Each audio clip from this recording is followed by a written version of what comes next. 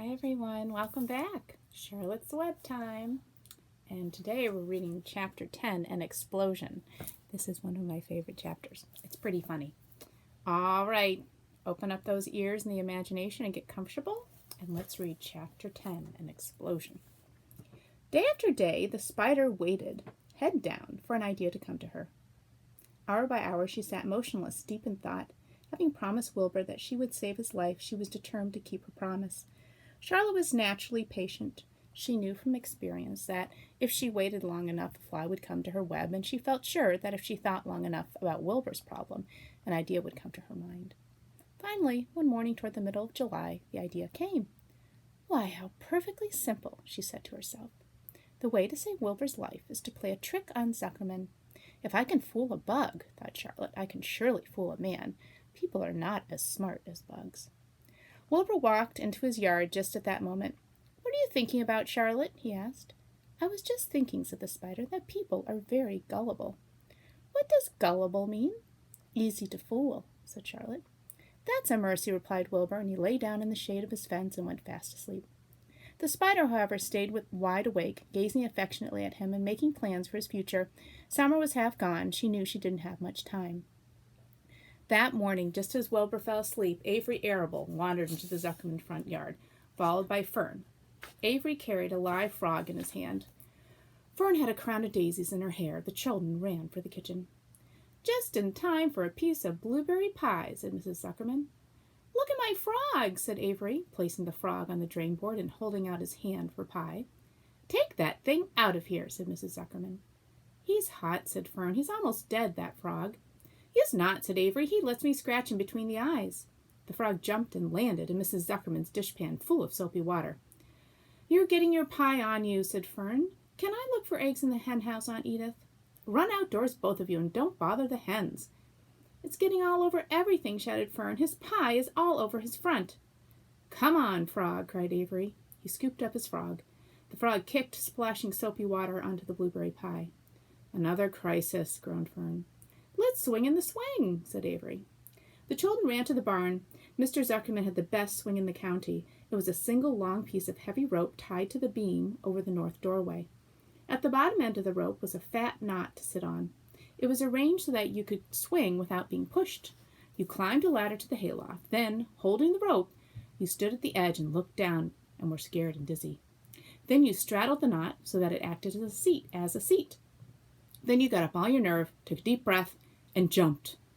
For a second you seemed to be falling to the barn floor far below, but then suddenly the rope would begin to catch you, and you would sail through the barn door going a mile a minute, with the wind whistling in your eyes and ears and hair.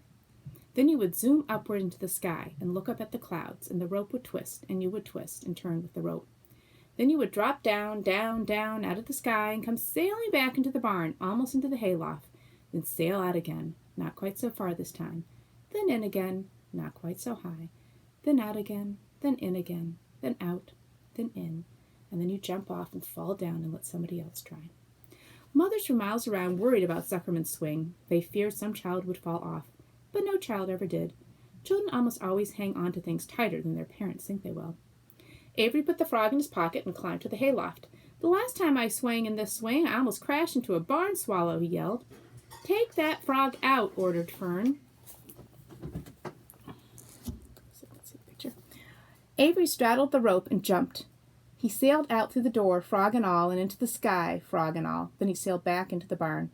Your tongue is purple, screamed Fern. So is yours, cried Avery, sailing out again with the frog. I have hay inside my dress. It itches, called Fern. Scratch it, yelled Avery as he sailed back. It's my turn, said Fern. Jump off. Fern's got the itch, sang Avery. When he jumped off, he threw the swing up to his sister. She shut her eyes tight and jumped. She felt the dizzy drop, then the supporting lift of the swing.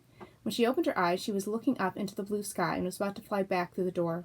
They took turns for an hour.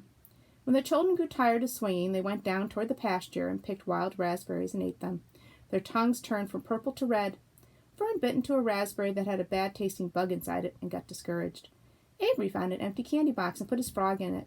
The frog seemed tired after his morning in the swing. The children walked slowly up toward the barn. They too were tired and hardly had any energy left to walk. Let's build a tree house, suggested Avery. I want to live in a tree with my frog. I'm going to visit Wilbur, Fern announced. They climbed the fence into the lane and walked lazily toward the pig pen. Wilbur heard them coming and got up. Avery noticed the spider web. Coming closer, he saw Charlotte. So there's Fern swinging, and there's Avery up in the hayloft. Hey, look at that big spider, he said. It's tremendous.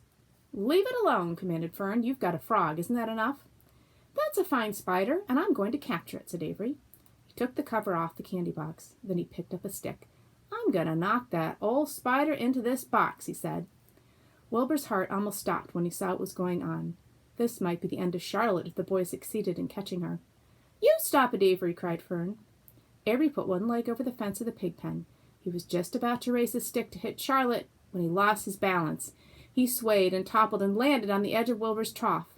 The trough tipped up and then came down with a slap. The goose egg was right underneath. There was a dull explosion as the egg broke, and then a horrible smell. Fern screamed. Avery jumped to his feet. The air was filled with terrible gases and smells from the rotten egg. Templeton, who'd been resting in his home, scuttled away into the barn. Good night, said Avery. Good night, what a stink. Let's get out of here. Fern was crying. She held her nose and ran toward the house. Avery ran after her, holding his nose. Charlotte felt greatly relieved to see him go. It had been a narrow escape. Later on that morning, the animals came up from the pasture. The sheep, the lambs, the gander, the goose, and the 7 goslings. There were many complaints about the awful smell, and Wilbur had to tell the story over and over again of how the Arabelle boy had tried to capture Charlotte and how the smell of the broken egg drove him away just in time. It was that rotten goose egg that saved Charlotte's life, said Wilbur. You see, there's Templeton crawling down. There's the egg that gets smashed. The goose is proud of her share in the adventure. I'm delighted that the egg never hatched, she gabbled. Templeton, of course, was miserable over the loss of his beloved egg, but he couldn't resist boasting. Pays to save things, he said in a surly voice. A rat never knows when something is going to come in handy. I never throw away anything. Well, said one of the lambs, this whole business is all well and good for Charlotte, but what about the rest of us? The smell is unbearable. Who wants to live in a barn that is perfumed with rotten egg? Don't worry, you'll get used to it, said Templeton. He sat up and pulled wisely at his long whiskers, then crept away to pay a visit to the dump. When Lurvy showed up at lunchtime carrying a pail of food for Wilbur, he stopped short a few paces from the pig pen. He sniffed the air and made a face. What in thunder, he said, setting the pail down. He picked up the stick that Avery had dropped and pried the trough up. Rats, he said. Phew! I might have known a rat would have made a nest under this trough. How I hate a rat. And Lurvy dragged Wilbur's trough across the yard and kicked some dirt into the rat's nest, burying the broken egg and all Templeton's other possessions. Then he picked up the pail. Wilbur stood in the trough, drooling with hunger. Lurvy poured.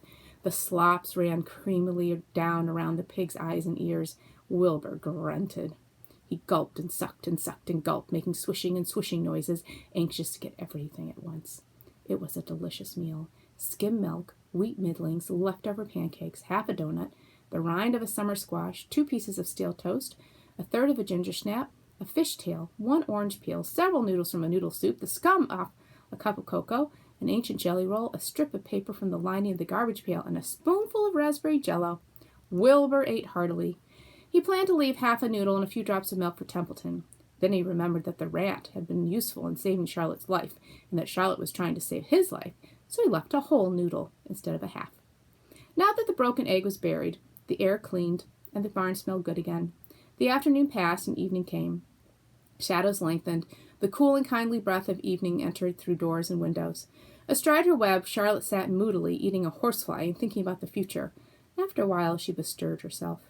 She descended to the center of the web, and there she began to cut some of her lines. She worked slowly but steadily, while the other creatures drowsed. None of the others, not even the goose, noticed that she was at work. Deep in his soft bed, Wilbur snoozed. Over in their favorite corner, the goslings whistled a night song. Charlotte tore quite a section out of her web, leaving an open space in the middle. Then she started weaving something to take the place of the thread she had removed. When Templeton got back from the dump around midnight, the spider was still at work. And that's the end of chapter 10. All right, you'll have to wait till tomorrow to see what it was that Charlotte was working on. All right, everyone. Have a great day. Bye.